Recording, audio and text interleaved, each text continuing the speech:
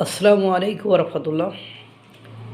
সম্প্রতি গত এক মাসে ভারত যেসব চুক্তিগুলো করলো, যেসব দেশের সাথে ডিল করেছে, তাতে করে বুঝলেন কি ভারত মোড়ল রাষ্ট্রের খুব কাছাকাছি।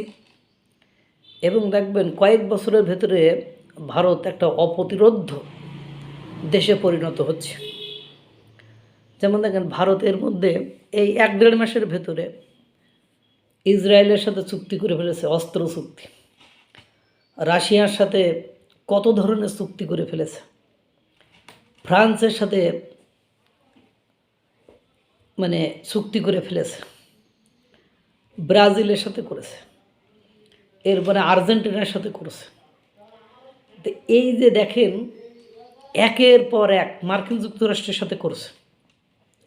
মার্কিন যুক্তরাষ্ট্রের বিষয়টি এখনও ফাইনাল হয়নি, কিন্তু মোটামুটি শেষ প্রান্তে এসে দাঁড়িয়েছে। এবং মার্কিন যুক্তরাষ্ট্র ইন্দো প্যাসিফিক অঞ্চলে ভারতের দিকে তাকাবেও না, ভারতের কোনো ক্ষতিও করতে চাইবে না, ভারতের কোনো কাজে তারা বাধাও দিবে না, এটা বলা যায়, সমস্যা নাই।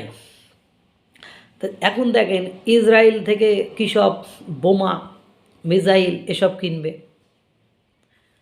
ফ্রান্সের ম্যাক্রো ভারতে এসে, ইমানুয়েল ম্যাক্রো ভারতে এসে একের পর এক ভারত সম্পর্কে মন্তব্য করে যাচ্ছে যে তারা কি করেছে, তারা কোন পজিশনে যাচ্ছে, তাদের কোন উন্নতি না, সব কিছু বলছে।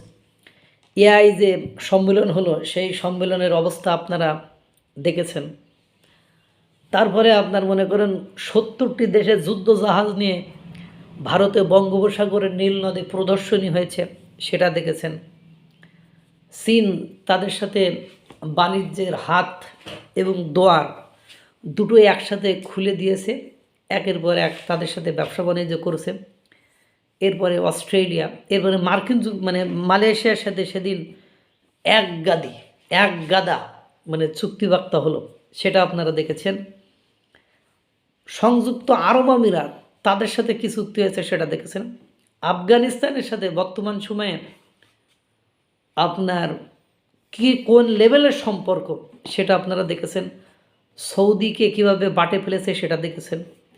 কাতারের সাথে কোন লেভেলের সম্পর্ক হয়েছে সেটা দেখেছেন।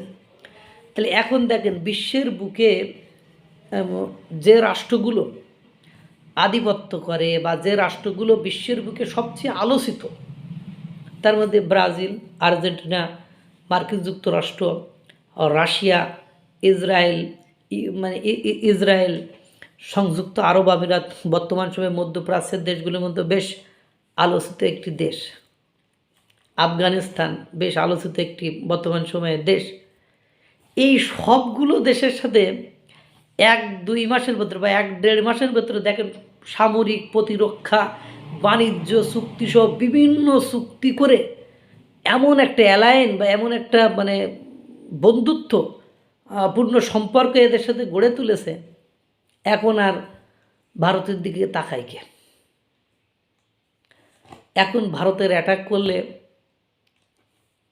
প্রতিবেশী দেশ ভারত, সে আফগানিস্তানের কাছে নাকানি সুপানি খায়, সে বালুচিস্তান লিবারেশন আর্মির কাছে নাকানি সুপানি খায়, সে ভারতের দিকে চোখ তুলে তাকাবে আপনাদের মনে হয়? তাকাবে না। তা গত 1 মাসে বা 1.5 মাসে বা 2 মাসে ভারত বিশ্বের সবচেয়ে নাম করা যে দেশগুলো আছে তাদের সবার সাথে ডিল করে ফেলছে। এখন ভারত তাহলে কোন জায়গায় যাবে একটু অপেক্ষা করেন। ভারতের প্রধানমন্ত্রী বা ভারত সরকারের এখন যে কোনো গুরুত্বপূর্ণ কাজ যে কোনো সরকার করতে গেলে ভারতের নাম তার মুখে নিয়ে আসতে হচ্ছে। কি একটা পজিশন তৈরি করে ফেলেছে বুঝতে পারতেছেন কিছু? এটাই হলো জ্ঞানের খেলা, এটাই হলো মেধার খেলা, এটাই হলো বুদ্ধির খেলা। আল্লাহ তাআলা সকলকে ভালো রাখুক, সুস্থ রাখুক। আসসালামু আলাইকুম ওয়া রাহমাতুল্লাহ।